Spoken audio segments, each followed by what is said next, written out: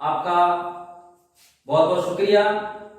आज मैं हिंदी साहित्य इतिहास लेखन की जो पद्धतियां हैं उसमें जो पीछे बिंदु छूट गए थे उनको लेके आया हूं। पिछले वीडियो में हमने वर्णानुक्रम पद्धति, कालानुक्रम पद्धति और विधेयवादी पद्धति को पढ़ा। आज अपन वैज्ञानिक पद्धति और समाजशास्त्री पद्धति का अध्ययन करेंगे। सार है, सार को मैं लेके आया हूं, सार को ग्रहण करना है। सार गर्भित नोट्स में से ये मैंने तथ्य निकाला है। दोस्तों, इस चैनल को ज्यादा से ज्यादा सब्सक्राइब करें, शेयर करें, लाइक करें एवं लाइक के बटन को दबाना ना भूलें। कमेंट करें, मैं आपका अति आभारी रहूंगा। मेरा भी हौसला थोड़ा बुलंद होगा। देखिए मित्रों, हिंदी साहित्य इतिहास लेखन की पद्धतियों में पहले हमने पढ़ा था वर्णानुक्रम पद्धति, जिसमें वर्णमाला को आधार माना गया। दूसरा हमने पढ़ा था कालानुक्रम पद्धति, उसमें काल और तिथि को आधार माना गया। तीसरा हमने पढ़ा था विधेयवादी पद्धति, जो जात ग्रीसन है उसमें, और आचार्य रामचंद्र शुक्ल ने अपना इतिहास ग्रंथ उसके आधार पर लिखा। चौथा आज पढ़ेंगे वैज्ञानिक पद्धति। ये भी बहुत इंपॉर्टेंट पद्धति है, इनको थोड़ा ध्यान देना। इस पद्धति में इतिहास का निरपेक्ष रहता है, बहुत इंपॉर्टेंट है। इस पद्धति में इतिहास का निरपेक्ष रहता है। इस पद्धति में इतिहास का निरपेक्ष रहकर तथ्यों का संकलन करता है, बहुत इंपॉर्टेंट है। इतिहास का वैज्ञानिक पद्धति में इतिहास का निरपेक्ष रहकर तथ्यों का संकलन करता है और उन्हें क्रमबद्ध व्यवस्थित रूप प्रस्तुत करता है। एक तो निरपेक्ष रहता है और क्रमबद्ध और व्यवस्थित रूप प्रदान करता है इतिहास का।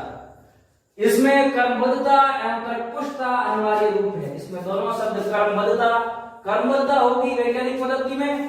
वैज्ञानिक पद्धति है तो उसमें क्रमबद्धता होनी अनिवार्य है, क्रमबद्धता होगी और तर्कपुष्टता भी होगी। दोनों तत्व अनिवार्य रूप से इसमें मौजूद होते हैं वैज्ञानिक पद्धति में। और इस पद्धति पर रचित ग्रंथ दो भागों में है। पहला भाग 1964 में, दूसरा भाग 1965 में। दो भागों में ग्रंथ है, बहुत ही महत्वपूर्ण ग्रंथ है।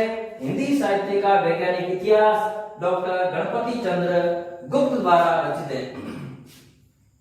दोस्तों, यह परीक्षा में कई बार सवाल आया है। टीजीटी, पीजीटी में कई बार सवाल आया है। टीजीटी, पीजीटी, पीआरटी और नेट जेआरएफ में कई बार ये क्वेश्चन आया है। या तो पूछा गया हिंदी साहित्य का वैज्ञानिक इतिहास लिखने वाले लेखक का नाम डॉक्टर गणपति चंद्र गुप्त, या हिंदी साहित्य वैज्ञानिक इतिहास दो पूछ लिए कितने भागों में 1965, या हिंदी साहित्य का वैज्ञानिक इतिहास किस पद्धति पर आधारित है, वैज्ञानिक पद्धति पर आधारित है। कई बार यह सवाल आया है, बहुत ही इंपॉर्टेंट सवाल है। आगे मैं बात करूं समाजशास्त्रीय पद्धति की। समाजशास्त्रीय पद्धति, यह पद्धति मार्क्सवाद और द्वंद्वात्मक भौतिकवाद पर आधारित है।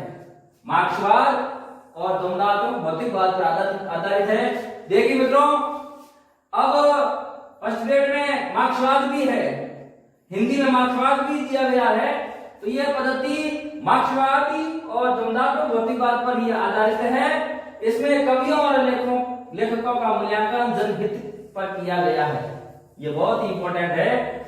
समाजशास्त्री पद्धति में इसमें कवियों और लेखकों का जो मूल्यांकन है जनहित के आधार पर किया गया है, जनहित की कसौटी पर किया गया है, बहुत ही इंपॉर्टेंट है इसमें। और इस पद्धति का प्रयोग डॉक्टर रामविलास शर्मा ने किया था। देखिए मित्रों, वैज्ञानिक पद्धति, इसमें इतिहास का निरपेक्ष रहता है और वैज्ञानिक पद्धति है तो निश्चित होगा, क्रमबद्ध होगा और क्रमबद्ध व्यवस्थित रूप होगा। इसमें क्रमबद्धता जरूरी है, तर्कपुष्टता भी अनिवार्य है। इस पर लिखा गया ग्रंथ दो भागों में है, पहला 1964, दूसरा 1965। इस पर लिखा गया इतिहास हिंदी साहित्य का वैज्ञानिक इतिहास, लिखने वाले डॉक्टर गणपति चंद्र गुप्त। फिर आता समाजशास्त्री पद्धति। यह पद्धति मार्क्सवादी द्वंद्वात्मक भौतिकवाद पर आधारित है और इसमें लेखकों और कवियों का मूल्यांकन जनहित के आधार पर किया जाता है, जनहित की कसौटी के आधार पर किया जाता है। और इस पद्धति का डॉक्टर रामविलास शर्मा ने किया। नमस्कार मित्रों, आज इतना ही। मेरे इस चैनल को ज्यादा से ज्यादा सब्सक्राइब करें, लाइक करें, कमेंट करें, शेयर करें। मैं आपका अति आभारी रहूंगा। आगे से आगे फॉरवर्ड करें, वीडियो को पूरा देखें और इसका जो पीडीएफ लिंक है नीचे डिस्क्रिप्शन में Telegram, Facebook, Instagram, Facebook page, Facebook group के अंदर दी हुई है। आप इसे आराम से डाउनलोड करके अध्ययन कर सकते हैं।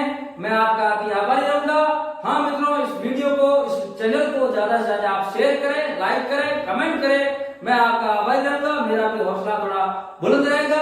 आपकी सेवा में फिर से मैं नेक्स्ट टाइम हाजिर जरूर होऊंगा। नमस्कार।